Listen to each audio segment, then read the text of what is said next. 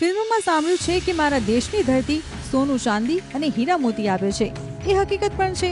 આ દ્રશ્યો જોઈ લો. છેલ્લા કેટલાક દિવસથી અહીં રાત દિવસ લોકો ઉમટે છે. આ રીતે હાથથી કાળજીપૂર્વક ખોદકામ કરે છે. દાવો તો એવો કરાઈ રહ્યો છે કે એક પરિવારને અહીંથી 60 લાખના હીરા મળ્યા છે.